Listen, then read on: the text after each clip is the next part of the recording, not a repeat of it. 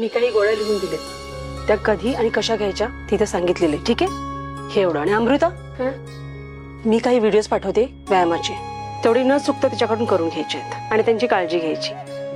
हो. डॉक्टर, साधारण किती दिवस लागतील जखमा भरायला? 3-4 दिवसात होईल ना बरी? कुणी सांगितलं? अजिबात नाही, आठवडाभर लागणारच आहे. अहो, मी ड्युटीवर कशी जाणार मग? ड्युटीवर जायचं नाही, आराम करायचा आणि काळजी घ्यायची. ठीक आहे, येते मी. आई, मला नाही जमणार घरी बसून आराम करायला. जमणार नाही म्हणजे? हा, जमणार नाही म्हणजे काय? तू कशी आराम करत आहेस ना मी बघतेच. हमरे, तुझी दीदी ना 1 नंबरची हट्टी आहे. सत्यजितरावांना नावं ठेवते हट्टी आहेत म्हणून, आणि स्वतः काय मग? आई, काय हट्ट केला ग आता? काय हट्ट केला? हे हट्ट नाही तर काय आहे? केवढं लागलंय मंजू? हा, का केलंस तू असं?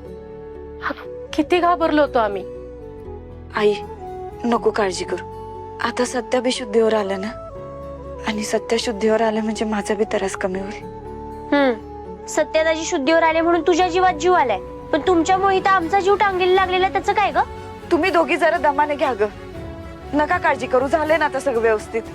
4 दिवसात बरी होईल आणि ड्युटी जॉईन करीन. हमरे, साहेबांना फोन लाव तिच्या, मी बोलते त्यांच्याशी. नाही आमरे, आमरे, फोनला हात लावायचा नाहीये. दे इकडे फोन. आमरे, फोन दे. आई, हे घे. आई, आई, नको ग लावू फोन. ऐक माझं. हा, जैन साहेब, मंजूची आई बोलते.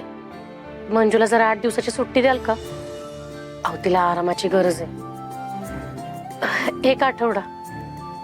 हो, मी सांगते. हा, मी घेईन काळजी. आई, काय गरज होती ग? मी शाळेत नाही आता. इन्स्पेक्टर आहे तुझी मुलगी.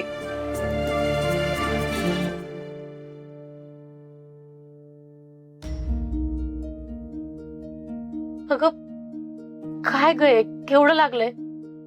का केलंस तू हे सगळं? माझ्याकडनं चूक बी तेवढी मोठी घडली नाही, मग त्या चुकीचं प्रायश्चित नको करायला. मंजू, तुला एवढी काळजी आहे सत्यजितरावांची, तर मग बोलून का दाखवत नाहीस?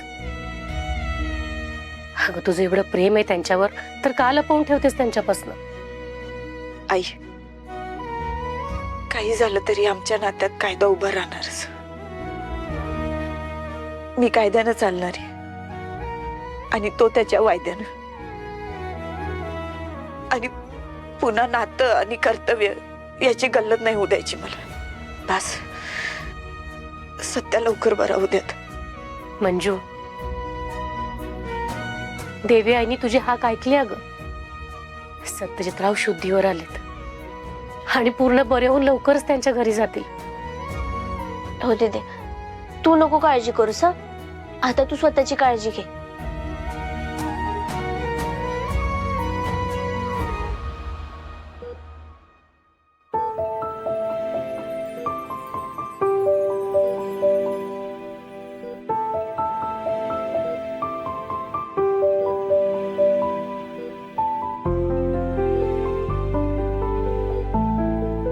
माझ्या देखरा कोकरा वागरा.